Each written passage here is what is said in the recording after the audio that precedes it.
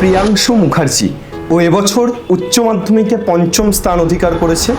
Board এক্সামে fifth হওয়া এবং এই যে সফলতা, এর পিছনে কি শুধু ক্লাস 12 আছে না ক্লাস 11 আছে? যদি ক্লাস 11 থাকে সেটা কতটা কিভাবে? স্যার এখানে একটা এক্সাম্পল দিয়ে প্রথমে বলতে চাই, পরীক্ষার আগে কতটা টাইম পড়া উচিত? মানে দিনে রাতে অনেক আছে না রাত জেগে পড়াশোনা করে, তুমি কোনটাকে বেশি প্রেফার করো, রাত জেগে পড়া না দিনে পড়া? এখানে ম্যাম আমি ক্যামেরার সামনে একটু ভেতরের কথা বলি আর কি। আমি চাইবো থার্ড সেমিস্টারটা রিটার্ন করা হোক আর ফোর্থ সেমিস্টারটা এমসিকিউ করা হোক। এবং এর কারণ হিসেবে যেটা ইম্পর্টেন্ট পয়েন্ট বলেছিস, বল তুই কারণটা বল। আমি কারণটা যেটা বলতে চাই সেটা হচ্ছে, স্টুডেন্টদের একটা প্রশ্ন যে নরেন্দ্রপুর রামকৃষ্ণ মিশনে থেকে কিভাবে এসওই বাংলার ক্লাস দেখলো? ওখানে তো ফোন অ্যালাউ নয়। হ্যাঁ স্যার, এইখানে আমি বলতে চাই আমাদের এই সিস্টেমটা এক্সক্লুসিভলি ফর 11 and 12। না, অনেকে তো মনে করে যে ওরা তো টপার, ওরা তো সব কিছুই পড়ে, ওদের কোনো স্ট্রেস নেই বা এরকম মনে হয়। তো তোমার কি মনে হয়? টপার কথাটা ম্যাম খুবই মানে রিলেটেবল অ্যান্ড কম্পারেটিভ আর কি। মানে যে কেউ হয়ে যেতে পারে, যে কেউ ছিটকেও যেতে পারে। ফার্স্ট, সেকেন্ড, থার্ড, ফোর্থ এদের কাছে স্যার যাচ্ছে বা ম্যাম যাচ্ছে, তার অর্থ এদেরকে স্যার ম্যাম কিছু দিয়ে এদের দিয়ে এসওই বাংলা প্রমোশন করাচ্ছে। এই জায়গাটা তুই একটু ক্লিয়ার কর যে আমরা ক্যামেরাতে বসার আগে তোকে মোটামুটি কতটা টাকা পয়সা দিয়েছি এই প্রমোশনটা করানোর জন্য। ওনারা আমাকে সেই সাপোর্টটা দিয়েছেন, যার জন্য আজকে আমি এখানে বসেছি।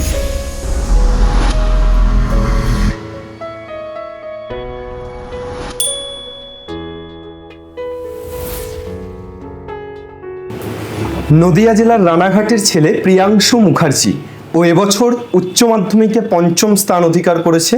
ওর প্রাপ্ত নম্বর 500-র মধ্যে 492। আমরা আজকে ওর সাথে কথা বলবো, জানবো ও কিভাবে পড়াশুনো করেছে, ওর স্ট্র্যাটেজি কী ছিল, ক্লাস 11-এর শুরু থেকে এক্স্যাক্টলি কেমন কনসিস্টেন্সি মেনটেন করেছে, এই সফলতার পিছনে সবচেয়ে বেশি অবদান কাদের আছে, এবং ওর স্কুল, এই সব কিছু নিয়ে আমরা কথা বলবো। তো শেষ পর্যন্ত দেখার জন্য সকলকে রিকোয়েস্ট করছি। প্রিয়াংশু, তোকে ওয়েলকাম এসওই বাংলাতে, অ্যাচিভার্স ডায়েরিতে। তো সর্বপ্রথম তোকে যেটা বলার, যে উচ্চ মাধ্যমিকে পঞ্চম 492 নম্বর, কেমন লাগছে? না, সত্যি কথা বলতে খুবই উচ্ছ্বসিত। এরকম একটা অনুভূতি মানে লাইফ টাইম একটা অ্যাচিভমেন্ট, সারা জীবনের জন্য এটা লেখা থাকবে, সেই হিসেবে আনন্দিত। আর পরে এটা নিয়ে মানে না ভেসে গিয়ে পরেরটাতেও যদি এরকম ভালো করতে পারি তার জন্য চেষ্টা করছি। একেবারেই। এই উচ্ছ্বাসটা কি, আমরা অনেক দিন পর এই কথোপকথন করছি এবং অনেক দিন পর হয়তো এই ভিডিওটাও যাবে, তো এই উচ্ছ্বাসটা, এই যে কথোপকথন হচ্ছে, রেজাল্ট আউটের তো অনেকটা দিন হয়ে গেল, এখনো আছে নাকি কমে গেছে? না, অবশ্যই আছে। আপনাদের চ্যানেলও দেখেছি, ফলো করেছি, তো সেই হিসেবে আপনারা যেরকমভাবেই হোক মানে আপনারা সময় বার করে যে কংগ্রাচুলেট করতে এসেছেন, এটাই খুবই আনন্দের। তো কোনোভাবেই কম হয়নি উচ্ছ্বাস। একদম। প্রিয়াংশু, একদম শুরুতে তোকে যে প্রশ্নটা করব সেটা হচ্ছে যে ক্লাস 11-এর শুরু থেকে কেমনভাবে কি স্ট্র্যাটেজিতে পড়াশুনো? সত্যি কথা বলতে দেখুন স্যার, এই 11-12-এ একটা তথাকথিত ব্যাপার থাকে যে মানে ইউটিউব খুললে বা কোনো সোশ্যাল মিডিয়া খুললেও একটা যে ভিডিওটা সব জায়গায় তা পাওয়া যায় যে how many hours to study for a good result. তো এই জিনিসটা আমার মনে হয় না মানে just how many hours specifically এটার কোনো ভ্যালু আছে, কারণ কি এটা ডিপেন্ড করে প্রত্যেক ছাত্রের উপরে। যেটা ম্যাটার করে সেটা হচ্ছে দুটো জিনিস, এক হচ্ছে কনসিস্টেন্সি, যে আমি যেন পড়াটা ধারাবাহিকভাবে চালিয়ে যেতে পারি, মানে অ্যাটলিস্ট রোজ একটু হলেও পড়বো, মানে যাতে মানে পড়াতে হ্যাবিটটা আমার না যায়, ডিসিপ্লিনটা খুব দরকার। আর সেকেন্ড হচ্ছে একটা মানে ডেডলাইন, নিজেকে একটা ডেডলাইন দেওয়া উচিত। মানে সমস্ত কাজে যখন একটা মানে পিছুটান থাকে যে এই দিনের মধ্যে আমাকে এতটা কমপ্লিশন করতেই হবে, তখন সে কাজটা অটোমেটিক্যালি রেজাল্ট খুব ভালো হয়। তো সেই হিসেবে মানে নরেন্দ্রপুরে আমি যেহেতু 5 থেকে পড়ছি, ওখান থেকে প্রথম থেকে এই ডেডলাইনের কনসেপ্টটা খুব বেশি ছিল। মানে প্রথম থেকেই আমাদের বলা হতো যে আমাদের 6টা করে পরীক্ষা হতো ক্লাস 5-6 থেকেই, যেগুলো তখন অত ছোট বয়সে খুবই রেয়ার। আমাদের ক্লাস 10-এ আমরা অ্যাভারেজ 9টা-10টা করে পরীক্ষা দিয়েছি, আর গোটা 11-12 জুড়ে তো মানে প্রচুর মক টেস্ট দিয়েছি। তো আমাদের প্রত্যেক উইকে ডেডলাইন থাকতো যে এই উইকের মধ্যে এই জিনিসটা কমপ্লিট করতে হবে। তো এই আজকে 1 ঘন্টা পড়তে পারি, কিন্তু কালকে 10 ঘন্টা পড়ে যাতে আলটিমেটলি জিনিসটা আমি ঠিকঠাক রপ্ত করে ফেলতে পারি। তো এই আর্টসটাই মনে হয় আলটিমেটলি সমস্ত কিছুতেই লাভবান হবে। একেবারেই।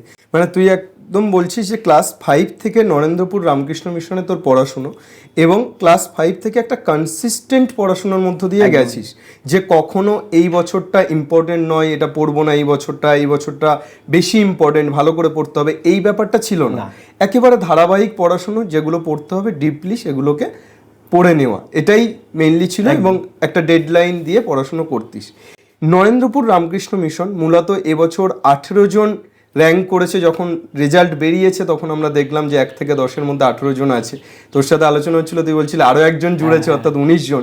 আদ্রিত বলছিল যদি প্রজেক্টের নাম্বার দিত তাহলে হয়তো ওটা 26-এ পৌঁছতে পারতো। হ্যাঁ। তো এই অভাবনীয় সাফল্য, মানে একেবারে একটা মিশনের স্কুল থেকে 26 জন 1 থেকে 10-এর মধ্যে, এবং বোধহয় তোদের 90 জন স্টুডেন্ট, 90-95 ছিল, তো প্রায় সবাই খুব ভালো রেজাল্ট করেছে। তো এই যে সফলতা, এটার পিছনে মূলত কারণটা কি? যে নরেন্দ্রপুর রামকৃষ্ণ মিশনের রুটিন, নাকি পড়াশোনা একেবারে শুরু থেকেই অন্য কোনোভাবে ম্যাজিক ওয়েতে হতো, কি কারণ? সত্যি কথা বলতে স্যার, এখানে ম্যাজিক বলে কিছু আছে বলে আমি বিশ্বাস করি না। আচ্ছা। মানে আমরা যে স্পেশাল, আর মানে অন্য স্কুলে যারা পড়ে তারা যে অন্য কিছু অতটা স্পেশাল নয়, ওরকম কিছুই নেই। তো মানে ক্যাপাবিলিটি সবার মধ্যেই আছে, অনেকের বেশিও আছে। তো যেটা এখানে প্রত্যেক বছরে ধারাবাহিকভাবে রেজাল্টের পেছনে মেন চাবিকাঠি বলে আমি মনে করি, সেটা হচ্ছে এখানে পিয়ার গ্রুপ। মানে আমাদের স্টুডেন্টদের মধ্যে যে আলোচনাটা সবসময় হয়, গ্রুপ স্টাডিটা সবসময় হয়, মানে সবসময় একটা লাইভ ডিসকাশনের মধ্যেই সবাই থাকে। এবার এটা এমন না যে সবাই সবসময় পড়ছে। আমরা এত মানে বাইরের কারিকুলার টপিক নিয়ে আলোচনা করি, মানে বাইরে কেউ ভাবতেও পারবে না। মানে আমরা বিভিন্ন রকম মানে কথা নিয়ে আলোচনা করি আর কি, মানে শূন্য থেকে মহাকাশ, শূন্য থেকে মহাকাশ এক কথায়। তো সেই হিসাবে ওই পিয়ার গ্রুপটা খুব ইম্পর্টেন্ট। আর আমাদের যেটা মানে খুব ভালো হ্যাবিট সবার, সেটা হচ্ছে মানে এখনকার একটা খুব কনসেপ্ট আছে যে কিছু না পারছো, ঠিক আছে টিচার দিয়ে দিই, ওইটা হচ্ছে না তাহলে আর একটা টিচার দিয়ে দিই।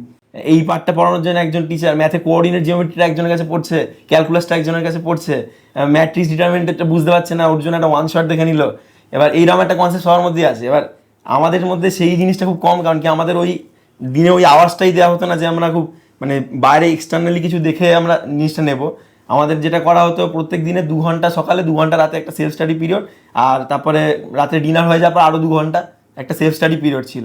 তো কিছু আটকে গেলে মানে নিজেকেই এক্সপ্লোর করে ওটা বার করতে হতো। আর এখন এআই এর যুগে তো সবারই ওই জেমিনি বা চ্যাটজিপিটি আছে হাতে, মানে কিছু একটা আটকে গেল, একটা স্ক্যান করে পেয়ে নিলাম। আমাদের ওইটা একদমই তো কোনো অপশন ছিল না।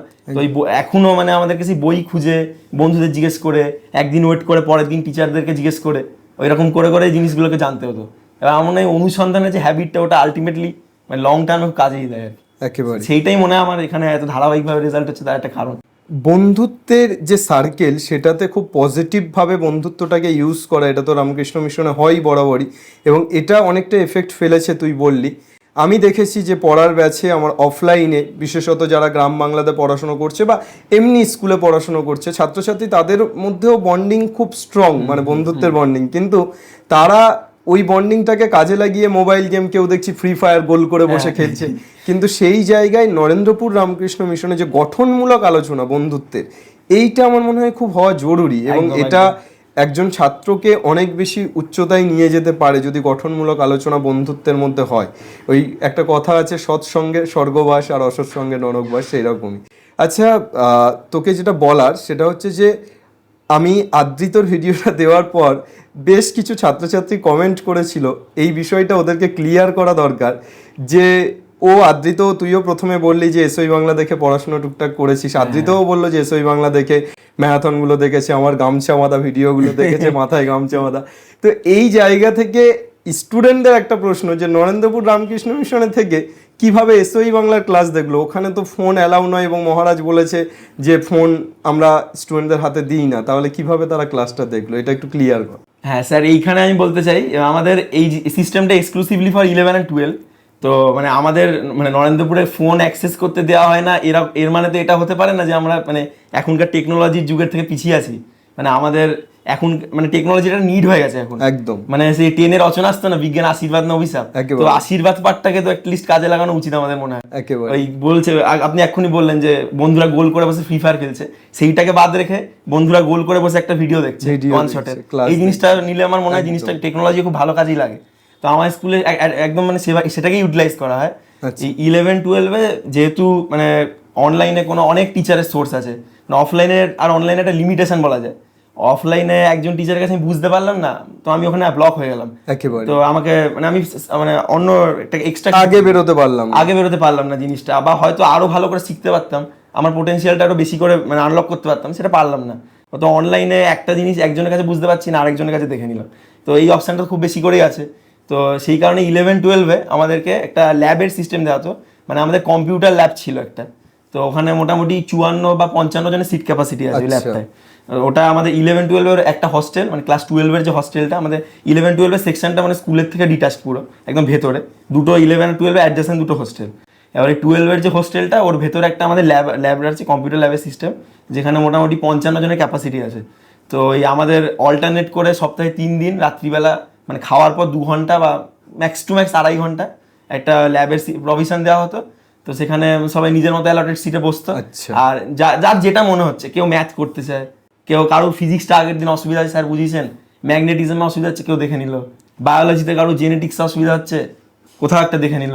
তো সেই হিসেবে ওই 2.5 ঘন্টাটা ইউজ করতে পারতো। এবার সেমিস্টারে মেইনলি কম্পিউটারে বসে ল্যাবরেটরিতে কম্পিউটারে ক্লাসগুলো, এবং স্যার ওটা ল্যাবরেটরি খুব স্ট্রিক্টলি সুপারভাইজড আর কি, একদম। মানে অনেক কনস্ট্যান্টলি একজন মানে মনিটর করতেন ওই ল্যাবে, মানে পুরোপুরি সিসিটিভি ক্যামেরা বসানো আছে, মানে কেউ ওটাকে যে মিস ইউজ করবে। মিসইউজ করার জায়গা। আর এখানে স্যার অনেকেই বলতে পারে যে এটা তো মানে জোর করা কাউকে, কিন্তু আলটিমেটলি এটা আমাদেরই উন্নতিই হচ্ছে, একেবারে। কারণ কি কোনো স্টুডেন্টই যাতে ডিস্ট্রাক্টেড না হয়ে যায় সেটা ইনশিওর করছে। একদম, তো এই সুপারভিশনটা খুব স্ট্রিক্ট, ওটা খুব জরুরি আমার মনে হয়। একেবারে। তো এই ল্যাবরেটরিতে বসে তোরা এসওই বাংলার ক্লাস দেখতিস, মূলত কোন ক্লাসগুলো এসওই বাংলাতে দেখতিস? এই সই বাংলা আপনাদের সবচেয়ে ক্লাসগুলো এফেক্টিভ হয়েছিল সেমিস্টার 3 এর আগে, কারণ এরকম আমরা এই প্রথম ব্যাচ যারা সেমিস্টারে সিস্টেমে পরীক্ষা দিয়েছি, একদম। তো আমরা তো এই সিস্টেমটা সম্বন্ধে আগেও জানতাম না। এবার সত্যি কথা বলতে ওএমআর এ যে পরীক্ষা হয়েছে ওতে আমাদের খুব একটা অসুবিধা হয়েছে বলবো না, কারণ কি আমরা মক টেস্ট দিয়েছি বিভিন্ন, ওগুলো ওএমআর সিস্টেমটার সাথে হ্যাবিচুয়েটেডই ছিলাম, কিন্তু মানে এইচএস হবে এরকম একটা সেন্টারে গিয়ে দিতে হবে ওএমআর এ, নতুন একটা সিস্টেমের পরীক্ষা, পুরোটা এমসিকিউ হবে। তো সেই বিষয়ে মানে সমস্ত জিনিসগুলোকে একসাথে রিভাইজ করা, আগে তো একসাথেই পুরোটা পরীক্ষা হতো। তো ওই যে চেঞ্জ অফ প্যাটার্ন, বইও চেঞ্জ, তো সেই হিসাবে আমাদের অ্যাডাপ্টেবিলিটিতে সমস্যা হয়েছিল। তো তখন আপনাদের ক্লাস সবাই দেখেছিল মোটামুটি, মানে আপনাদের অনেক ক্রেজি উঠে গেছিলো আর কি, আচ্ছা। যে আপনার ম্যারাথন ক্লাসগুলো দেখতে হবে। আপনার ম্যাথ ক্লাসটা অনেকেই ফলো করেছে জানি, আর ম্যামের বায়োলজি ক্লাসও অনেকেই দেখেছে। আচ্ছা। আর মোটামুটি ম্যাম তো আজকে আছেন, তোর সাথে কথা বলবে বেশ কিছু বিষয়ে। তো তোর তো বোধহয় বায়োলজি ছিল না? না, আমার স্ট্যাটিস্টিক্স ছিল। স্ট্যাটিস্টিক্স ছিল। তোর সাবজেক্ট ওয়াইজ কেমন নাম্বার ছিল? আমার সাবজেক্ট ওয়াইজ আমি বেঙ্গলিতে পেয়েছি 95, আচ্ছা ইংলিশ আর ম্যাথ দুটোতে আমি 100 পেয়েছি, আচ্ছা। আর কেমিস্ট্রিতে আমি 97 পেয়েছি, আচ্ছা। ফিজিক্সে 96 আর স্ট্যাটে 99। সাবাস। ম্যাথে 100, তার মানে তোর কোন দিকে যাওয়ার ইচ্ছে আছে?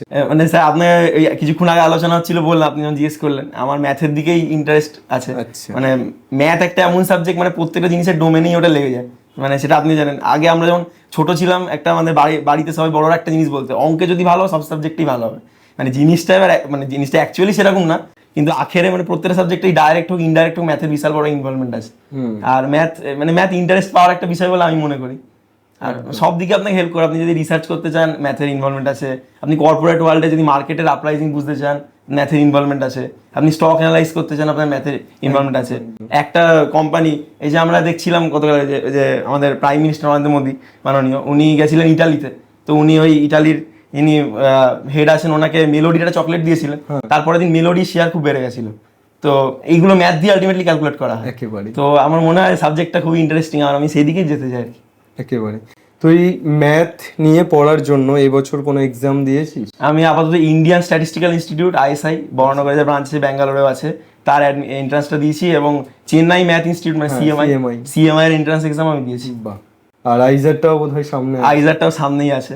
আচ্ছা, সিইউইটি দিয়েছিস? হ্যাঁ, আমি সিইউটিও দিয়েছি। বাহ, সাবাস। আর যেই মেন, যেই অ্যাডভান্স? যেই অ্যাডভান্স দিয়েছি, যেই মেনও দিয়েছি। বাহ, কেমন হয়েছে এগুলো? যেই মেন ভালোই হয়েছে, যেই অ্যাডভান্সটা আপনার আশীর্বাদ করেন যাতে ভালো হয়, কারণ কি ওটা রেজাল্ট সামনেই আছে। কত তারিখ? এই 1 তারিখে, 1 জুন। আচ্ছা, ভালোই হবে, সবকিছু ভালো হচ্ছে যখন, তোর তো ভালো হতেই হবে। তুই একটু বল প্রিয়াংশু, যে এই যে তুই একেবারে শুরু থেকে এসওই বাংলা দেখে পড়া, বা আমি এসেই দেখলাম যে তুই খুব আবেগাপ্লুত, মানে ব্যাপারটা কথা বলতে গিয়ে মানুষের কথা বলাতে তো বোঝা যায়, মানে তোর কথাতে আবেগটা ঝরে ঝরে পড়ছে। এবার এই জায়গাটা তুই একটু ক্লিয়ার কর, যে আমরা ক্যামেরাতে বসার আগে তোকে মোটামুটি কতটা টাকা পয়সা দিয়েছি এই প্রমোশনটা করানোর জন্য? স্যাররা আমাকে কোনো টাকাই দেননি, দিয়েছেন যেটা সেটা আশা করি বুক ভরে আশীর্বাদ, মন ভরে আশীর্বাদ, যাতে ভালো করে এগোতে পারি। আর ওনারা টাকা দেননি, ওনারা আমাকে সেই সাপোর্টটা দিয়েছেন, যার জন্য আজকে আমি এখানে বসেছি। মানে এই সেমিস্টারের 3 আগে, সেমিস্টার 4 আগে, আমার এক্সামের আগে, ইনফ্যাক্ট WBJ-এর আগেও, মানে সমস্ত রকমের হেল্পটা উনি দিয়েছেন। আর education is the most important, মানে মানি ফ্যাক্টরটা কিছুই না, আসতেই থাকবে। স্যাররা তো আমাকে কোনো টাকাই দেননি, ওনারা আমাকে দিয়েছেন, মানে সত্যি কথা বলে দিয়েছেন একদম, মানে ফুল লং সাপোর্ট, এবং আশা করি মানে ভবিষ্যতে ওনারা এরকম প্রচুর স্টুডেন্ট দেবেন, সবার হেল্প হবে। এই বিষয়টা প্রিয়াংশু তোকে এই কারণেই বলা, যে অ্যাকচুয়ালি আমরা যে ইন্টারভিউগুলো করছি, এবং আমি কখনো ভাবিনি যে ফার্স্ট হয়েছে আদ্রিত, আনএক্সপেক্টেড ব্যাপার ছিল যে আদ্রিতের ক্ষেত্রে আদ্রিত হঠাৎ করেই বলছে যে ও এসওই বাংলা দেখে বা আমার ম্যারাথন দেখে পড়াশুনো করেছে, এবং আমি গেছি যে আপ্যায়ন বা যেভাবে চিনতে পেরেছে আমার কাছে ওটা আনএক্সপেক্টেড ছিল। যে আমি ভাবিনি যে এইচএসে ফার্স্ট হচ্ছে যে ছেলেটা, সেও হয়তো কোনো না কোনো সময় এসওই বাংলার সাপোর্ট নিয়েছে বা এসওই বাংলা দেখে পড়েছে। তো কিন্তু ছেলে মেয়েদের একটা মানে সমস্যা কি, এরা মনে করছে ফার্স্ট সেকেন্ড থার্ড ফোর্থ এদের কাছে স্যার যাচ্ছে বা ম্যাম যাচ্ছে, তার অর্থ এদেরকে স্যার ম্যাম কিছু দিয়ে এদের দিয়ে এসওই বাংলা প্রমোশন করাচ্ছে। আমি এটা এই জন্যই তোকে দিয়ে বলালাম যে এসওই বাংলার এখনো অত টাকা নেই যে এসওই বাংলা টাকা দিয়ে প্রমোশন করবে, আর আই থিঙ্ক ভবিষ্যতে সেটার প্রয়োজনও কখনো পড়বে না। বাংলার ছাত্রছাত্রীদের জন্য কাজ করছি, তোদের জন্য কাজ করছি, এবং আমি খুব হ্যাপি যে সেটা আলটিমেট সবার কাছে পৌঁছচ্ছে। মানে একেবারে ফার্স্ট বয় টু লাস্ট বয় পর্যন্ত প্রত্যেকটি ছেলে মেয়ের কাছে এসওই বাংলা পৌঁছে যাচ্ছে, তারা হেল্প নিচ্ছে। যেমনই রেজাল্ট করুক, তুই খুব ভালো রেজাল্ট করেছিস, কেউ মোটামুটি করেছে, কেউ খারাপ করেছে, হয় না সবার দ্বারা সব কিছু সবসময় সম্ভব হয়ে ওঠে না, কিন্তু যেমনই রেজাল্ট করুক তারা সব ধরনের ছাত্রছাত্রী যে এসওই বাংলা দেখছে এটাই আমাদের কাছে সবচেয়ে বড় পাওয়া, এর থেকে বেশি কিছু নেই। প্রিয়াংশু, এবার একটু অন্যদিকে যাই। অনেক ছাত্রছাত্রী মনে করে যে ক্লাস 11টা একেবারেই গুরুত্বহীন, ক্লাস 12টা আমাদের ভালো করে পড়তে হবে because of that board exam. তো প্রিয়াংশুর বোর্ড এক্সামে 5th হওয়া এবং এই যে সফলতা, এর পিছনে কি শুধু ক্লাস 12 আছে না ক্লাস 11 আছে? যদি ক্লাস 11 থাকে সেটা কতটা কিভাবে? স্যার এখানে একটা এক্সাম্পল দিয়ে প্রথমে বলতে চাই একদম। যে ধরুন একটা কোনো বিল্ডিং বানানো হচ্ছে, এবার আমি টিএমটি বা মানে মেন রডটাই দিলাম না, আমি বললাম যে বাড়িটার রংটা দেখতে খুব সুন্দর হবে, ভালো জমকালো আলো থাকবে, ঢুকে সবাই প্রথমেই মানে ফার্স্ট লুকেই একটা কোনো মানে প্রশংসা করবে, তাহলেই বাড়িটা খুব ভালো হবে। তো সেইটা তো বাড়িটা মনে হয় না বেশি দিন টিকবে, কারণ কি মানে 1 মাসের মধ্যে বাড়িটা ধসে যাবে। একদম। তো 11 আর 12 জিনিসটা হচ্ছে সেই রকম, মানে 12টা হচ্ছে এমন একটা ক্লাস যেটা মানে মানে সিনসিয়ারিটি অটোমেটিক্যালি বুস্ট আপ হবে দুটো কারণের জন্য। ফার্স্ট হচ্ছে সিলেবাসের ভাস্টনেস, সেকেন্ড হচ্ছে আমার এক্সামগুলো আরও কাছে চলে আসবে, তো এই কারণে এমনি সিনসিয়ারিটি বুস্ট আপ হবে। একদম। তো মানে যা ছিল না তারও হবে, যার আছে তাকে তো বলারই নেই কিছু। কিন্তু এখানে মানে গেইনটা সে করবে যে 11টাতেও একই রকম সিনসিয়ার রয়েছে, একেবারে। কারণ কি তার বাড়িটা শুধু দেখতে সুন্দর না, তার বাড়িটা টেকসই হবে। তো বাড়ি ইন সেন্স এখানে যদি মেটাফোর হচ্ছে আমি রেজাল্ট একেবারে। তো 11টা প্রচন্ড খুবই ইম্পর্টেন্ট। ইনফ্যাক্ট মানে ম্যাথ বা ফিজিক্সের মতো সাবজেক্টগুলো বেসিক্সটাই 11-এ আছে, আর যত সর্বভারতীয় পরীক্ষা আছে পুরো 11 আর 12 সিলেবাস মিলিয়েই হয়। তো এইচএস এর পরবর্তীতেও যদি সেই পরীক্ষাগুলো এম করতে চায় তাহলে 11 খুবই ইম্পর্টেন্ট। আর আমি যেটা করেছি আমাদের স্কুলে যেহেতু এখানে বড় একটা সাপোর্ট পেয়েছি, মানে প্রথম থেকে একটা মানে ডিসিপ্লিন ব্যাপার স্যাপার ছিল, সেই কারণেই মানে 11টা ভালো করেই গেছে, মানে ইউটিলাইজ হয়েছে আর কি। আচ্ছা প্রিয়াংশু, ম্যাথ এবং ফিজিক্সের ক্ষেত্রে বিশেষত 11-এর কোন কোন পোর্শনগুলো, ধর যারা সেমিস্টার 3-তে উঠেছে ক্লাস 12-এ, তারা 11-এর কোন কোন পোর্শনগুলো এখন মানে ধর 11-এ পড়েনি ভালো করে বা কোনো কারণে ক্যাজুয়ালিটি হয়ে গেছে, এখন ভালো করে করতে পারে বা করলে ভালো হয়? সেইখানে প্রথম বলবো ফিজিক্সের ক্ষেত্রে, মানে ফিজিক্সটা এমন একটা সাবজেক্ট সবচেয়ে বেশি লিঙ্কড আমার ব্যক্তিগতভাবে মনে হয়েছে, মানে 11-এর সাথে 12টা। তো মানে ফিজিক্সের ক্ষেত্রে কেউ যদি মেকানিক্স মিস করে থাকে, মেকানিক্স ইন সেন্স আমি একদম মানে ফ্লুইড মেকানিক্স প্লাস নর্মাল যেটা রোটেশনাল মেকানিক্স সবটাই বলছি, তো সেই পার্টটার দিকেও মিস করে থাকে, মানে স্টার্টিং ফ্রম কাইনেমেটিক্স, তারপর নিউটনস লস অফ মোশন, তারপর work for energy, centre of mass collision, তারপরে rotational mechanics, fluid mechanics, hydrostatics, মানে এই সমস্ত চ্যাপ্টারগুলো এগুলো মানে একদম ইনহেরেন্টলি লিঙ্কড আছে হচ্ছে 12-এর পার্টগুলোর সাথে, যেগুলো ইলেকট্রোডাইনামিক্সের পার্টগুলো চলে, যে ইলেকট্রোস্ট্যাটিক্স, মানে সেখানে তাদেরকে মানে একদম মেন কনসেপ্টগুলোতেই সেইগুলো লাগবে। মানে জাস্ট একটা রিং রোটেট করছিল 11-এ আর ওটার উপর চার্জ আছে 12-এ, জিনিসটা একই, তো রিংটা রোটেট করাতে জানতে হবে, নাহলে চার্জটা জেনে কিছু হবে না, এক কথায় তাই। তো সেই হিসাবে ফিজিক্সে সবচেয়ে বেশি লিঙ্কড আছে, তো ফিজিক্সটা সেই হিসাবে ফোকাস করা উচিত আমার মনে হয়। আর ম্যাথের ক্ষেত্রে লিমিটের মতো যে কনসেপ্টগুলো আছে, ক্যালকুলাস পুরোটাই অ্যাকচুয়ালি 11-ই মেইন পার্টটা আছে। আর ক্যালকুলাসের সাথে তো মানে ত্রিকোণমিতি না করলে তো ক্যালকুলাসও পারবে ত্রিকোণমিতি না করলে ক্যালকুলাস কোনোভাবেই করা ক্লাস 11 পুরোটাই লাগবে, কিছুই করা যাবে না, ইন্টিগ্রেশনে ঢুকলে তো কেঁদেই দেবে এক কথা, ত্রিকোণমিতি না জানলে। ক্লাস 11-এর তোর ত্রিকোণমিতি থেকে শুরু হচ্ছে, সেট রিলেশন লাগছে বিকজ অফ দ্যাট, ক্লাস 12-এও সেটা আছে, ফাংশনের কনসেপ্টটা লাগবে, হ্যাঁ ওদিকে কমপ্লেক্স নাম্বার অ্যালজেব্রা সেটাও লাগছে, প্রবাবিলিটির জন্য পিএনসি পারমুটেশন লাগবে, পারমুটেশন কম্বিনেশন লাগছে, মানে ম্যাথ হবেই না, মানে ম্যাথ অ্যাকচুয়ালি 11 ছাড়া 12 হবেই না। তো সেই জন্য সেমিস্টার 3-তে যারা উঠেছে আমি তাদেরকে বলবো যে তোমরা কিন্তু 11-এর প্রতিটা ম্যাথের চ্যাপ্টার অন্তত বেসিক জায়গাগুলো কিন্তু ক্লিয়ার করে নাও, ঠিক আছে? আর এরপর প্রিয়াংশু তোকে এটা বলবো যে সেমিস্টার 3 এমসিকিউ প্যাটার্ন, সেমিস্টার 4 তোরা ডেসক্রিপটিভ প্যাটার্নে পরীক্ষা দিয়েছিস, তুই এই যে রেজাল্টটা করেছিস এটার জন্য শুরু থেকে কেমন মাইন্ডসেট রেখে পড়াশুনো করেছিস, সেমিস্টার 3-র জন্য স্পেশাল কী কী, তুই বলছিলিস এমসিকিউ প্যাটার্নটা, এমসিকিউগুলো মক টেস্ট দিয়েছিস, বের করেছিস, স্পেশাল কী কী করেছিস, আর সেমিস্টার 4-এর জন্য কীভাবে প্রিপারেশন নিয়েছিস, এই পুরো ব্যাপারটা একটু বল। স্যার এখানে সবার প্রথম আগে যেটা আপনি বললেন, জিজ্ঞেস করলেন যে মানে আমি কিরকম মাইন্ডসেট রেখেছি, একদম। তো র্যাঙ্ক করবো এরকম কোনো মাইন্ডসেট প্রথম থেকেই রাখিনি, এক কথায়। কারণ কি একটা জিনিস আমি ধরেই নিয়েছিলাম, ইনফ্যাক্ট যেদিন রেজাল্ট বেরোচ্ছিল আমি মাকে বললাম যে তুমি দেখো না রেজাল্ট, মানে ওই র্যাঙ্ক শোনার দরকার নেই, র্যাঙ্ক লিস্ট একবারে যখন আসবে তখনই দেখে নেবো। কারণ আমার ওই মানে তীরে এসে একটুর জন্য মিস হওয়ার একটা বাজে ইনসিডেন্ট লেগেই থাকে, তীরে এসে থরে ডুবে যায় বারবার।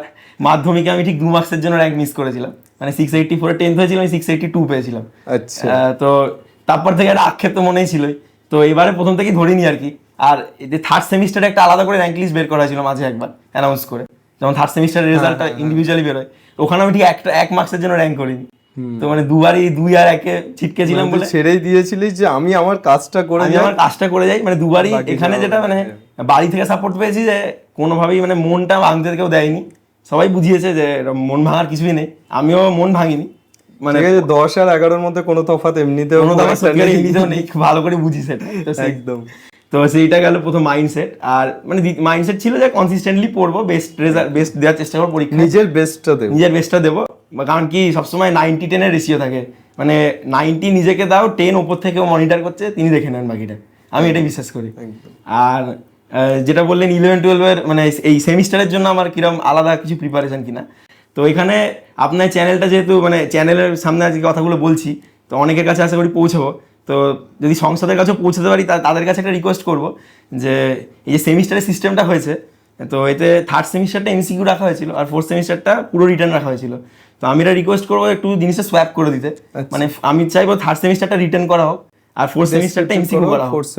এবং এর কারণ হিসেবে যেটা ইম্পর্টেন্ট পয়েন্ট বলেছিস, বল তুই কারণটা বল। আমি কারণটা যেটা বলতে চাই সেটা হচ্ছে, একটা ছেলে যখন মানে একদম মিড 12-এ থাকবে একটা জিনিস পড়াশোনায়, তখন তার পক্ষে ডেসক্রিপটিভ লেখাটা যতটা সহজ, সে যেই মেন্সের 1 সপ্তাহ পর তার মানে যেই মেন্স দিয়েছি আমি, তার ঠিক 1 সপ্তাহ পর আমার ফোর্থ সেমিস্টার, তো একটা জিনিস মানে রিগোরাস এমসিকিউ প্র্যাকটিস করলাম 11-12 পুরো সিলেবাস, তারপরে আমি আবার লেখা প্র্যাকটিস করলাম 1 সপ্তাহের জন্য, চেঞ্জ করে নিয়ে তার পরবর্তী আবার পরের পরীক্ষাগুলো মার্চ মাস থেকেই পেছনে আছে, তো সেগুলোর জন্য প্র্যাকটিস করলাম। এই অ্যাডাপ্টেবিলিটিটা স্টুডেন্টের জন্য পড়াশোনার এতটা চাপ, তারপরে সেটা একটা এক্সট্রা চাপ হয়ে যায়, মানে এটাই পারফর্ম করতে থাকে আটকায়। আমার মনে হয় এটা করলে অনেক আরো বেশি পারফরমেন্স পায়। মানে রেজাল্ট যেদিন শুনছিলাম বলেছিল যে সেমিস্টারে এবারে মানে পাসের রেট একটু হলেও কমেছে, 90% যতজন পেয়েছে সেই স্টুডেন্টের সংখ্যাটা একটু হলেও কমেছে।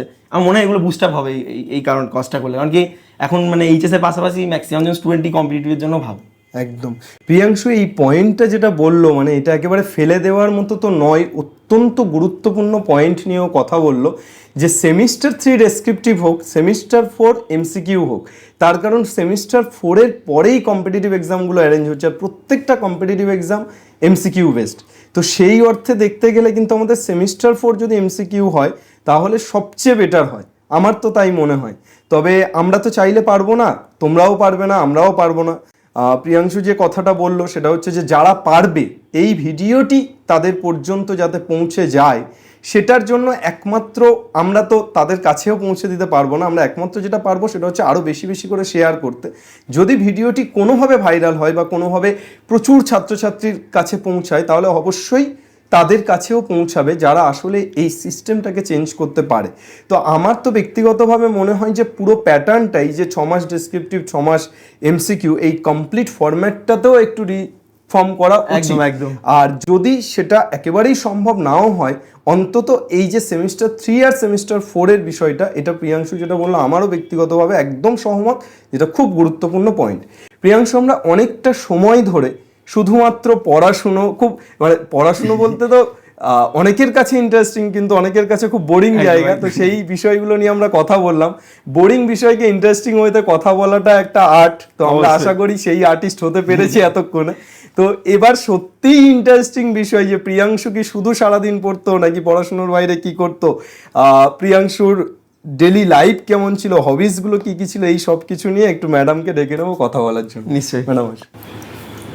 প্রিয়াংশু, তো এতক্ষণ ক্যামেরার ওপার থেকে তোমার কথা শুনছিলাম, সত্যিই খুব ভালো লাগলো, মানে এতটা ইন্সপায়ারিং তোমার কথাবার্তা, সত্যিই খুব ভালো। তো স্যার যেটা বলছিল যে সারাদিন তো পড়াশোনার চলছে, কনসিস্টেন্সি চলছে, তো তার বাইরে আর কি কি করা হতো, মানে হবিস কি আছে? এখানে ম্যাম এখানে একটা বড় ক্রেডিট যায় প্রথমেই মানে মিশনের। তো মিশনে যেহেতু 5 থেকে আমি পড়েছি 12 অবধি, তো ওখানে মানে এক্সট্রা কারিকুলার অ্যাক্টিভিটির উপর ফোকাসটা এতটাই বেশি ছিল, মানে মিশনে সবাই মজা করে বলে যে মানে 5 মিনিটেরও হিসাব আছে দিনে, মানে সময় পাওয়া যায় না অন্য কিছু নিয়ে ভাবার। আর এই সত্যি কথা যে পড়াশোনার একদম মানে বুক ক্রাঞ্চ পিপল হয়, বই নিয়ে পড়তে হবে সারাদিন, শুধু পড়া নিয়েই ভাবছে, সোশ্যালিজম নেই, ইন্টারাক্ট করতে পারে না সবার সাথে। তো এই জিনিসগুলো মানে একেবারে বিপক্ষে আমি। আর ওই সারাদিন মানে পড়ার ওরকম কোনো ব্যাপারই ছিল না। আমি এখানে মানে গর্বের সাথে বলতে পারি আমি খেলাও দেখেছি, আমি মুভিও দেখেছি, মানে অনেকে যারা পড়ে মানে সারাদিন পড়ে তাদের থেকে অনেক বেশি মানে মুভি আমি দেখেছি, অনেক বেশি গল্পের বই পড়েছি। মানে গল্পের বই পড়ার ন্যাক আমার অনেক ছোটবেলা থেকে।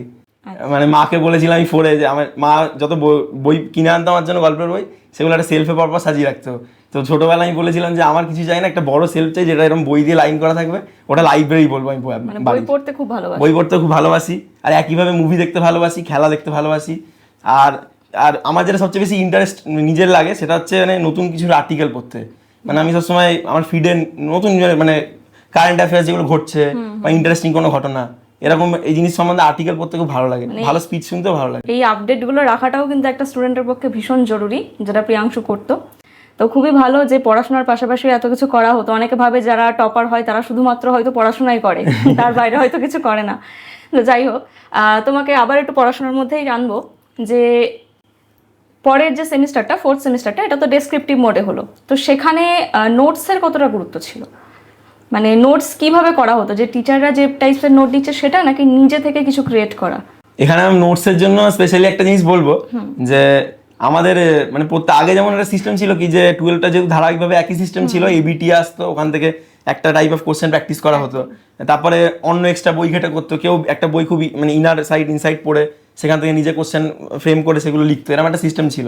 কিন্তু যেহেতু এটা নতুন সিস্টেম হয়েছিল, আমাদের যে মডেল কোশ্চেন পেপার ওগুলো পরীক্ষার আমার মনে হয় 1 সপ্তাহ বা 10 দিন আগে এসেছিল। তো এই ক্ষেত্রে ওই সাজেশন ভিত্তিক পড়াশোনা একেবারেই কাজে লাগেনি। তো এখানে আর এই লেখার যে হ্যাবিটটা, সেখানেও মানে আমার যেটা সবচেয়ে বেশি কাজে লেগেছে সেটা হচ্ছে মানে কোনো টপিক পড়লাম, সেই টপিকটা পড়ে এটাকে আমি অ্যান্টি রিভিশন বলতাম, যে আমি প্রথমে লিস্ট করে নিলাম যে একটা চ্যাপ্টারে কি কি টপিক আছে, তো এখান থেকে কি কোশ্চেন হতে পারে সেগুলো লিস্ট করে নিলাম, দিয়ে আমি জাস্ট বইটা বন্ধ করে দিলাম। মানে রিভিশন একটা সবাই জানে যে রিভিশন করা মানে একবার পড়লাম লিখলাম, আবার বই খুললাম আবার পড়লাম লিখলাম। তো এই রিপিটেটিভ জিনিসটাতে প্রথম একটা বোর্ডাম আসে প্রচণ্ড বেশি, আর দ্বিতীয়ত ওই প্রত্যেকবারই 90% ভুলে থাকে। মানে বেদের সময় যেরকম হয়েছিল না, মানে শোনার মানে কথা বলে বলে শোনার প্রচলন ছিল, তো ফার্স্ট জেনারেশন 90% হয়ে গেছে, সেকেন্ড জেনারেশনে ক্যারি ফরওয়ার্ড 80% হয়ে গেছে, ওই জিনিসটা কমতেই থাকে। তো এখানে যদি আমরা মানে ব্যাকওয়ার্ড রিভিশন করতে পারি, আমার যেটা মনে হয় যে আমি টপিকগুলো আগে নোট করে নিলাম, দিয়ে আমি বইটা বন্ধ করে নিজে নিজে মনে করি যে আমি কতটা রিকল করতে পারছি, ওটা যতটা রিকল করতে পারছি আমি ততটাই লিখলাম, পয়েন্ট করে লিখলাম, আমি লেখাটা ঠিকঠাক লিখতে পারছি কিনা। আর বিশেষ করে আমরা যেহেতু মানে পুরোপুরি কম্পিটিটিভ অ্যাসপায়ারিং স্টুডেন্ট ছিলাম, তো ওখানে বাংলা ইংলিশটা ওই লাস্ট মুহূর্তে ডেসক্রিপটিভ এর সময় খুবই প্রবলেম হয়েছিল। তো ওইখানে এই প্রসেসটা খুবই কাজে দিয়েছে, মানে একটা কোশ্চেনকে পুরো লেখার। আমি আমার স্কুলে ইংলিশের যদি আনসারগুলো দেখি বাংলার এই ধরনের লিটারেচার সাবজেক্টে ভোকাবুলারির উপর খুব জোর দেওয়া হতো, মানে ভালো ভালো ওয়ার্ড ইউজ করার, মানে একটা কোশ্চেন যাতে লেখাটা ফ্রেম করা যায়, মানে অ্যাটলিস্ট মানে 10 জনের থেকে যাতে 11 নম্বর জন লেখাটা ডিফারেন্ট হয়। মানে আমার স্কুলের এটা একটা বিশেষত্ব যে সবাইকে লিখতে বললে মানে যত 100 জন ছাত্র 100 রকম লিখবে, তো মানে নিজে থেকে লেখার। এবার ওই জিনিস আমি লিখতে পারছি কিনা। আর ফিজিক্সের ক্ষেত্রে বা এরকম টেকনিক্যাল সাবজেক্টের ক্ষেত্রে সবচেয়ে বেশি হচ্ছে ওয়ার্ড গ্লিচ, মানে কোনো একটা ওয়ার্ড একটুর জন্য মিস হয়ে গেলে, মানে ল্যাটিন হিটের ডেফিনেশনে ইউনিট মাস মিস হয়ে গেলে 0 হয়ে যায়, এরকম টাইপের আমরা কিছু জেনে থাকি।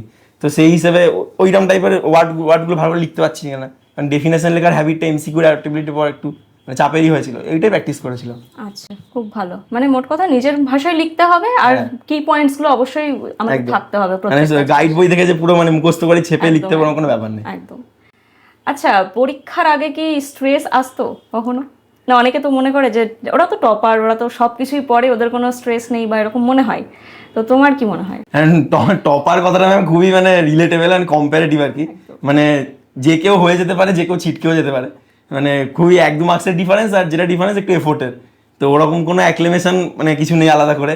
আর স্ট্রেস তো মানে মানুষ মাত্র সবারই আসে, মানে পরীক্ষার আগে স্ট্রেস আসা ভালো, ইনফ্যাক্ট একটু স্ট্রেস আসা মানে তুমি পরীক্ষা নিয়ে ভাবছো, মানে কন্ট্রোল করা হতো কিভাবে সেই স্ট্রেস? কন্ট্রোল করা হতো বলতে একটু মানে কদিন আগে থেকে যদি ভাবি খুব পরীক্ষা স্ট্রেস হলে অত পড়া ছেড়ে দাও, একটু বন্ধ করে দাও, কিছুক্ষণ পর গ্যাপ নিয়ে পড়ো, যে আমি জাস্ট নিজের উপর ভরসা রাখো যে জিনিসগুলো আমি পড়েছি ওগুলো মনে রাখতে পারছি কিনা, স্ট্রেসের কারণটা ফাইন্ড আউট করার চেষ্টা করো যে কেন আমার স্ট্রেস হচ্ছে, আমি কিছু ভুলে যাচ্ছি, আমি যদি না ভুলি তাহলে স্ট্রেস কেন করবো, আমি কি মনে হচ্ছে আমি কিছু পারবো না? আমি মক টেস্টগুলো কম নাম্বার পেয়েছি, যদি না হয় তাহলে কেন স্ট্রেস নিচ্ছি? আর যদি সেগুলো হয় তাহলে জাস্ট ওয়ার্ক করতে হবে কাজের জিনিসটার উপরে। আর পরীক্ষার আগে মানে মাথা কুল রেখে, পরীক্ষার আগে মানে ঠান্ডা থেকে মানে হাইড্রেটেড থেকে। পরীক্ষার আগে কতটা টাইম পড়া উচিত? মানে দিনে রাতে অনেক আছে না রাত জেগে পড়াশোনা করে, তুমি কোনটাকে বেশি প্রেফার করো, রাত জেগে পড়া না দিনে পড়া? এখানে ম্যাম আমি ক্যামেরার সামনে একটু ভেতরের কথা বলি আর কি। স্কুলে মিশনে যখন পড়তাম, পরীক্ষার আগের দিন রাতে মানে বেশিক্ষণ পড়ার অভ্যাস সবারই ছিল। মানে ওই পরীক্ষার আগের দিন রাতে যদি কেউ ঘুমিয়ে পড়তো না, মানে ওইটাই একটা দেখা যে ঘুমোচ্ছে পরীক্ষার আগের দিন, বিশাল ব্যাপার, মানে খুব তাহলে স্ট্রেস ফ্রি আছে। তো ওই আগের দিন রাতে পড়ার অভ্যাসটা খুব ছিল। পরীক্ষার আগের দিন মানে 2-3টে অব্দি জেগেছে, পরের দিন 7টায় পরীক্ষা সকালে, এরকমও হয়েছে। কিন্তু এগুলো খুব বড় স্কেলের পরীক্ষা, এইচএস বা কম্পিটিটিভ, এগুলোতে আমি একদম ওগুলো সাজেস্টও করবো না, কেউ করেও নি। এগুলো স্কুলের ভেতরকার পরীক্ষা ছিল। তো মানে ঠিকঠাক প্রিপারেশন থাকলে পরীক্ষার জাস্ট আগের দিন চাপ নেওয়ারই দরকার নেই। কুল থাকো, হাইড্রেটেড থাকো, লাইট খাওয়া দাওয়া করো, যতটা চাপ কম নেওয়া যায়, যতটা প্রিপারেশন নেওয়ার সেটা তো আলটিমেটলি আগে হয়েই যায়। সেই সময় স্ট্রেস নিলে কি যেটুকু প্রিপারেশন নেওয়া আছে সেটাও খারাপ হয়ে যায়। তো এই একটা জিনিস যেগুলো মনে পড়ছে না সেইটুকু দেখলাম, একটু অল্প কিছু ঘেটে দেখলাম কোশ্চেন, এইটুকুই। আর তুমি তো বলছিলে যে মক টেস্টটা প্রচুর দিয়েছো, তো 3rd সেমিস্টার হোক বা 4th সেমিস্টার হোক, তো মক টেস্টের তো অনেকটাই গুরুত্ব রয়েছে। একদম একদম। তো এবার ধরো অনেক ইন্টারনাল মক টেস্ট যেগুলো দিচ্ছ, কোনো সময় মক টেস্ট খারাপ হলো, তো সেই সময় নিজেকে কিভাবে মোটিভেট করতে, যে পরীক্ষা খারাপ হলো এরপরে কিভাবে করতে হবে, নিজেকে বেটার করতে হবে? মক টেস্টের ম্যাম দু রকম মানে এখানে ভিউ আছে আমি বলবো। প্রথম ভিউ হচ্ছে একটা মক টেস্ট দিলাম, আমার রেজাল্টটা খুব খারাপ হলো, তো আমি একটা সেকেন্ড ওয়ে আউট খুঁজতে শুরু করলাম। এটা না হলে কি হবে, পরেরটা নিশ্চয়ই করে নেবো, বা এই মক টেস্টটা খারাপ হলো ঠিক আছে, না পেলে না পাবো, পরেরটা দেখে নেবো। এইটা হচ্ছে এক্সকিউজ, মানে আমার মনে হয়, আমি নিজেও করেছি, এটা হচ্ছে এক্সকিউজ। মানে এটা হচ্ছে আমি আমার রাস্তায় একটা বাধা এলো, আমি সরে গেলাম, তো এটা নিজেকেই ঠকাচ্ছি অ্যাকচুয়ালি। আর সেকেন্ড ওয়ে আউট হচ্ছে জাস্ট আমি মার্কসটা দেখলামই না, মানে আমরা যেটা মক টেস্টটা করেছি পরের দিকে, মানে আমার মার্কসটা এলো, আমি কথার কথা খুব খারাপ পেলাম, মানে আমার যেরকম প্রিপারেশন ছিল সেটুকু দিতে পারলাম না। তো আমি মার্কসটা দেখলামই না, মার্কসটা তো খুব আপাত, এই মার্কসটা তো আমার কাজেও লাগবে না। মেন মার্কস এইচএস এর মার্কস কাজে লাগবে, কম্পিটিটিভ গুলো মার্কস কাজে লাগবে, এই মার্কসটা তো কাজেও লাগবে না। তো তখন জাস্ট আমি মার্কসটা চেপে দিলাম, আমি কোশ্চেন পেপারটা নিয়ে বসলাম, 1 ঘন্টা দেখলাম আমি কি ভুল করেছি, একটা মানে ছক করে লিখলাম কি জন্য ভুল হয়েছিল, পরীক্ষায় প্যানিক হয়ে গেছিলো, জানতাম না, ভুল কনসেপ্ট অ্যাপ্লাই করেছি, পড়তে মানে কোশ্চেনটা পড়তে ভুল হয়েছে, মানে পড়ে ডিজিটাল খাতায় তুলতে ভুল হয়ে গেছে, এই জন্য ভুল হয়েছে, মানে ওইটা মনে করার চেষ্টা করলাম কেন ভুল করেছিলাম, বা আউট অফ প্যানিক ছেড়ে দিয়েছি, দেখে বড় মনে হচ্ছিল কোশ্চেনটা, হয়তো সোজা ছিল। তো এই কারণগুলো ফাইন্ড আউট করে মানে জাস্ট ওই পেপারটাকে 1 ঘন্টা টাইম দাও, মানে ওই পেপারটা যে 1 ঘন্টা টাইম দেবে সেটা তোমার মানে পরের পরীক্ষাগুলো অনেক কিছু সেভ করবে, এটা দিয়ে আস্তে আস্তে ইমপ্রুভ করবে, এটা করে যাওয়াই উচিত। তোমার কথা তুমি বলতে চাইছো মক টেস্ট দিয়ে নাম্বারটাকে না দেখে কি কি প্রবলেম হচ্ছে সেটাকে ফাইন্ড আউট করা, দিয়ে পরে সেটাকে নিয়ে একদম একদম ভালো করা। তো খুব ভালো। তো অনেকক্ষণই আমরা কথাবার্তা বললাম, তো এইবার তোমাকে বলবো যে পরবর্তী যে স্টুডেন্টরা এইচএস দেবে তাদেরকে তুমি কি মেসেজ দিতে চাও, যে তারা কিভাবে পড়াশোনা করলে আলটিমেটলি তারাও এরকম সাফল্য পেতে পারে? তো যারা পরবর্তী আমার এইচএস দেবে যে ভাইয়েরা আমার, তাদেরকে একটা দাদার মধ্যে টিপস হিসেবে বলতে চাই দুটো কথা। প্রথম হচ্ছে, হ্যাঁ না বোনেদেরও বলবো, ভাইদেরও বলবো, সব ভাই বোন সবাইকে বলছি যে টিপস হিসেবে দুটো পয়েন্ট আছে। প্রথম হচ্ছে এখানে একটা খুব অ্যাপারেন্ট ধারণা সবার মধ্যে কাজ করে যে এইচএস এখন সেমিস্টার হয়ে গেছে মানে ইজি হয়ে গেছে, আমাকে বছরের শেষে মানে পুরো সিলেবাসটা একসাথে করতে হচ্ছে না, দুটো সিলেবাস ডিভাইড হয়ে গেছে। কিন্তু অ্যাকচুয়ালি ব্যাপারটা তা নয়, মানে অ্যাকচুয়ালি এখানে প্যাটার্নটাই এতটা মানে মানে কমপ্লেক্স হয়ে গেছে যে মানে এখানে অ্যাডাপ্টেবিলিটি অনেক বেশি লাগাতে হবে। একটা মানে 40টা অঙ্ক আমাদেরকে 1 ঘন্টায় করতে হয়েছিল। আগে যখন এইচএস 70 মার্কসের হতো আমার মনে হয় কাউকে এরকম টাইম প্রেসার ডিল করতে হয়নি। তো এইচএসের একটা প্রিপেয়ারিং স্টুডেন্টের জন্য টাইম প্রেসার খুবই চাপের। তো এই জন্য সেমিস্টার 3টার জন্য বলবো টাইম বাউন্ড প্র্যাকটিস প্রচুর দরকার। মানে ভুল হচ্ছে ঠিক আছে, ভুলটা হোক, কিন্তু মানে ওগুলো রেকটিফাই করি, অ্যাকিউরেসিটা বাড়ানোর চেষ্টা করি, কিন্তু সবসময় যেন ওটার পেছনে একটা ঘড়ি থাকে, মানে যে আমি কম টাইমে করতে পারছি জিনিসটা, কারণ কি টাইম প্রেসারটা সেমিস্টার 3-র ক্ষেত্রে খুব বেশি। আর ইনসাইট পড়া খুব দরকার, কারণ কি এবারে আমরা যে কোশ্চেনগুলো ফেস করেছিলাম মানে সেমিস্টার 3তে যথেষ্ট মানে ভালো মানের কোশ্চেন এসেছিল, এবং সেমিস্টার 4-এও যথেষ্ট মানে ঠিকই কিছু কোশ্চেন এসেছিল। আর সেমিস্টার 4-এর জন্য যেটা বলবো সেটা হচ্ছে মানে নিজের ভাষায় সমস্ত জিনিসগুলোকে লেখার একটা হ্যাবিট দরকার। মানে ওই মুখস্থ করে জাস্ট জিনিসটাকে মানে একদম মানে খাতে ছেপে দেবো ওরকম জিনিস মাইন্ডসেটটা পড়েও একদম কার্যকরী হয় বলে আমার মনে হয় না। আর ইনসাইট পড়া দরকার। আর সায়েন্স সাবজেক্ট যদি কারোর থাকে তাহলে তাদেরকে বলবো যে মানে প্র্যাকটিস প্রচুর বেশি করা দরকার, কারণ কি অনেকেরই এমসিকিউ করতে করতে মানে 3rd সেমিস্টার যদি এমসিকিউ করে তাহলে লেখার হ্যাবিটটা অনেকটা রিগ্রেট হয়ে যায়। তো ওইটা যাতে আবার ইমপ্রুভ করা যায় ভালো করে, তো 4th সেমিস্টারের জন্য এটাই দরকার। আর লিটারারি সাবজেক্টের জন্য তো মানে আমি বিশেষ কিছু বলবো না, ভালো করে ভেতরটা পড়ুক মানে টেক্সটের, আর জিনিসগুলো নিজে নিজে লেখার হ্যাবিট করুক, তাহলে আমার মনে হয় ভালো হবে। আর এছাড়া সবাইকে কুল থাকতে বলবো, সবারই ভালো হবে, সবার জন্য ওয়েল উইশেস থাকলো। Thank you. একদম প্রিয়াংশু যেভাবে একদম নিজের মাথা ঠান্ডা রেখে একদম স্ট্রেস আউট হয়ে সমস্ত প্রিপারেশান ঠিকঠাকভাবে নিয়েছে কনসেপচুয়ালি, তো তোমরাও সেইভাবে কনসিস্টেন্সি মেনটেন করো, তোমরাও মক টেস্টগুলো খুব ভালো করে দাও, নিজেরা খুব ভালোভাবে এই মক টেস্ট দিয়ে নিজেদের প্রবলেমগুলোকে ফাইন্ড আউট করো, তাহলে আলটিমেটলি তোমরাও কিন্তু এরকম সাকসেসফুল হতে পারবে। তো স্যার এবার আপনি। তো তোমরা সম্পূর্ণ কথোপকথন তো শুনলে, আমি বেশ তোমাদের বোরিং আলোচনা করছিলাম আর কি। আমি ম্যামকে দিলাম ইম্পর্টেন্ট বা একটু ইন্টারেস্টিং করার জন্য, ম্যামও কিন্তু সেই বোরিং আলোচনাতেই তোমাদের নিয়ে গেল নোট পড়াশুনো। ঠিক আছে, এই মুহূর্তে এটাই ইম্পর্টেন্ট, এটাকেই ইন্টারেস্টিং বানাতে হবে। অ্যাকচুয়ালি এই যে সময়টা তোমাদের চলছে, এটা তোমাদের জীবনের সবচেয়ে গুরুত্বপূর্ণ সময়। আমার মনে হয় ম্যাম এবং প্রিয়াংশু মানে আপনারা দুজনেই স্বীকার করবেন এই বিষয়টা। তো এই সময়টাকে একেবারে ফাঁকি না মেরে কনসিস্টেন্সি মেনটেন করে পড়াশোনাটা করো। মনে রেখো, কনসিস্টেন্সি একমাত্র কি অফ সাকসেস। আগামীর প্রিয়াংশু তোমরাও হতে পারো যদি তোমাদের মধ্যে কনসিস্টেন্ট ব্যাপারটা থাকে। প্রিয়াংশু মঙ্গল গ্রহ থেকে এসে প্রিয়াংশু হয়নি, এটাই হচ্ছে আমাদের মূল কথা। আর এই গুরুত্বপূর্ণ আলোচনা যদি প্রয়োজন মনে করো, আমি এবং ম্যাডাম যে কথাগুলো বললাম, প্রিয়াংশু যে মূল্যবান কথাগুলো বলল, সেগুলোকে বাংলার প্রত্যেকটি ছাত্রছাত্রীর কাছে পৌঁছে দিও। বাংলার প্রত্যেকটি ছাত্রছাত্রীর কাছে পৌঁছে গেলে এই কাজ থেকে তারা যদি বেনিফিটেড হয়, তাহলেই আজ আমাদের এই কথা বলা সার্থক। দেখো, এই যে 40-45 মিনিট আমরা কথা বলছি, এই কথা বলার সময় আমরা কিন্তু ফ্যানটা অফ রাখছি যাতে তোমাদের সাউন্ডটা ভালো পৌঁছায়। অর্থাৎ আমরা ঘামছি রীতিমতো। ক্যামেরার পিছনে যে মানুষটা বসে আছে, যে কমপ্লিট ক্যামেরাটা কন্ট্রোল করছে, সেও রীতিমতো ঘামছে এবং এই সমস্ত কিছুকে ম্যানেজ করছে। তো এই এতগুলো মানুষ, প্রিয়াংশুর বাবাও এই রুমের মধ্যে দাঁড়িয়ে আছে গরমে, তো এই এতগুলো মানুষের যে ডেডিকেশন, সেটা একমাত্র সার্থক হতে পারে তোমাদের মধ্য দিয়ে। তাই আমার রিকোয়েস্ট থাকলো, তোমরা প্রত্যেকে এই গুরুত্বপূর্ণ আলোচনাটিকে বাংলার প্রত্যেকটি ছাত্রছাত্রীর কাছে শেয়ার করে নিও। এটার মাধ্যমেই বাংলা পড়বে, শিখবে এবং ম্যাম জিতবে। Thank you. নমস্কার, আমি পিয়ালি মুখার্জি, প্রিয়াংশুর মা। প্রিয়াংশু নরেন্দ্রপুর রামকৃষ্ণ মিশনের ছাত্র ছিল।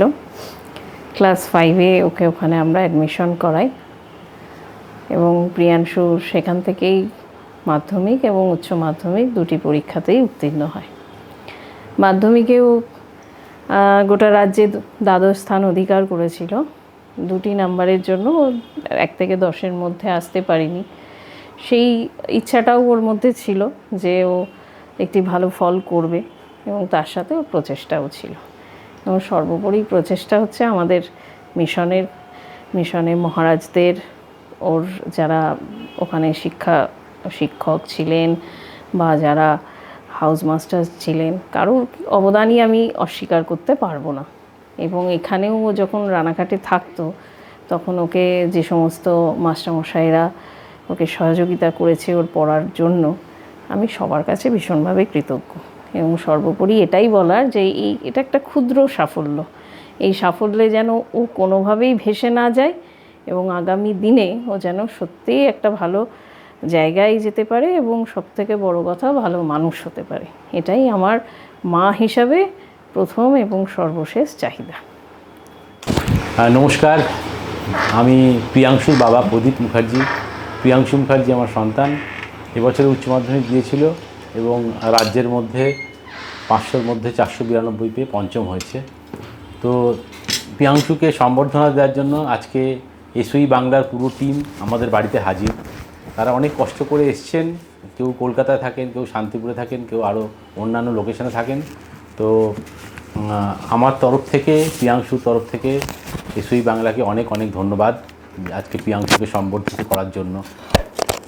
আপনারা জানতে চেয়েছেন যে প্রিয়াংশু কীভাবে পড়াশোনা করেছিল বা আমরা গার্জেন হিসেবে প্রিয়াংশুকে কীভাবে গাইড করেছি। দেখুন, এটাতে আলাদা কোনো ম্যাজিক কিছু নেই।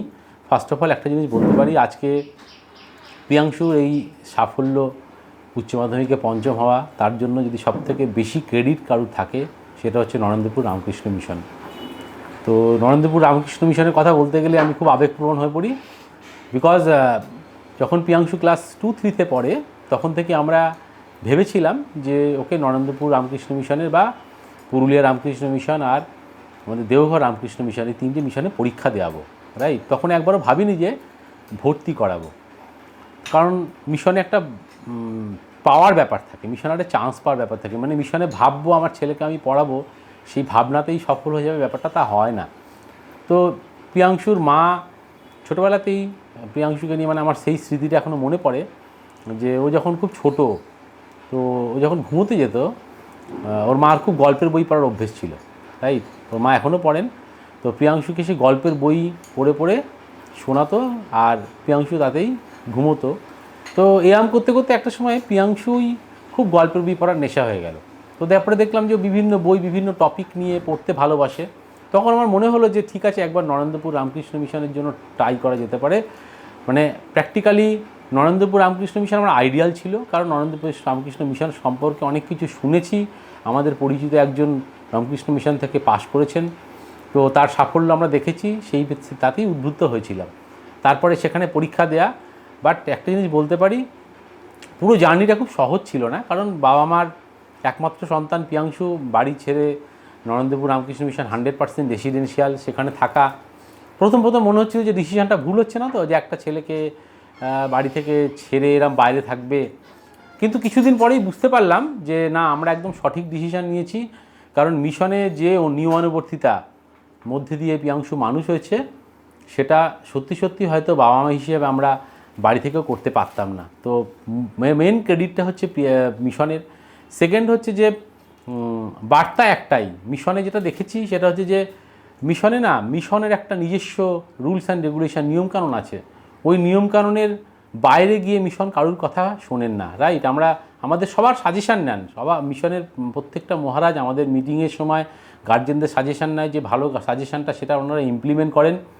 বাট এরকমটা ব্যাপার নয় যে আমি আমার মতন করে বললাম, আমার ছেলেকে আমার মতন করে পরিচালনা করা হবে, সেটা কিন্তু নয়। সেখান থেকে কি হয়েছে, অনেক কিছু অ্যাডাপ্টেবিলিটি তৈরি হয়েছে, যেটা একটা স্টুডেন্টের জন্য ভীষণভাবে দরকার। কোনো একটা সাবজেক্টে পিছিয়ে পড়ছে, আমাদের মনে হচ্ছে বাড়িতে থাকলে হয়তো এই সাবজেক্টে আরও বেশি সাপোর্ট করতে পারতাম, কিন্তু পরে দেখলাম না, বিষয়টা একদম তা নয়। ওখানে কিন্তু ও নিজেই সেটা তৈরি করছে। তার মানে আমি যেটা বলতে চাইছি, যেটা মিশন তৈরি করেছে সেটা হচ্ছে সেলফ স্টাডি। তো একটা ছাত্র যদি সত্যি সত্যি সাকসেসফুল হতে চায়, সাকসেসফুল হওয়া মানে পরীক্ষায় খুব ভালো নাম্বার পাওয়া, একটা র্যাঙ্কিং করা, তা নয়। সাকসেসফুল হওয়া মানে বিষয়টার প্রতি একটা সম্যক জ্ঞান থাকা, বিষয়টার প্রতি একটা সলিড জ্ঞান থাকা। তার জন্য মিশন একদম আদর্শ। বিকজ মিশনে যে এমন একটা পরিবেশ আছে যেখানে পুরো ব্যাপারটাই সেলফ স্টাডির মাধ্যমে হয়। তো এখানে সেই জন্য ছাত্রদের অ্যাডাপ্টেবিলিটি অনেক বেশি। মিশনের যে কোনো ছাত্রদের সাথে কথা বলে দেখবেন, ওদের প্রত্যেকটা বিষয়ে কিছু না কিছু জ্ঞান আছে, সেটা ইংলিশ বলুন, বাংলা বলুন। আর নরেন্দ্রপুর রামকৃষ্ণ মিশন তো এক্সেপশনাল, ওখানে যারা টিচাররা রয়েছেন তারা নমস্য, তারা সত্যি অসাধারণ। সেটা ইংলিশ বলুন, অঙ্ক বলুন, ফিজিক্স বলুন, কেমিস্ট্রি বলুন, সবাই খুব অসাধারণ। তো তাদের জ্ঞানের পরিধি অসীম, আর আমাদের ছেলেরা সেখান থেকে খানিকটা অর্জন করেছে, যার ফলে এই সার্থকতা। তো যারা আগামী দিনে পরীক্ষা দিতে যাবে, পরীক্ষার প্রিপারেশান নিচ্ছ, তাদেরকে বলবো যে শুধু নোট ভিত্তিক পড়াশোনা করে হয়তো ভালো রেজাল্ট হতে পারে, কিন্তু পরবর্তীকালে অনেক ধাক্কা খেতে হবে। সেটা আমি ছেলেকে এখনও বলি। আমার ছেলে কোনোদিনই নোট বই পড়েনি, ও বরাবরই নিজে লিখত, কোনোদিন কোনো রচনা মুখস্থ করেনি, কোনো টপিক মুখস্থ করেনি, কিন্তু যে কোনো বিষয় লিখতে বললে এখনও গড় করে লিখে দেয় বা লিখে দিতে পারে। এটা মিশনের ক্রেডিট, এটা আমাদের কোনো ক্রেডিট নেই। আর এটা যদি যারা পরীক্ষা দিতে যাবে তারা যদি এই জিনিসটাকে অ্যাডাপ্ট করতে পারো, তাহলে তোমাদের প্রত্যেকে সাকসেসফুল হবে। যারা আগামী দিনে পরীক্ষা দিতে যাচ্ছ তাদের সবার জন্য প্রিয়াংশুর বাবার তরফ থেকে শুভেচ্ছা রইল। তোমরা অনেক ভালো করবে। শুধু একটা জিনিস বলি, বিষয়বস্তুর উপর জোর দিয়ে পড়াশোনা করো। Thank you SOE Bangla.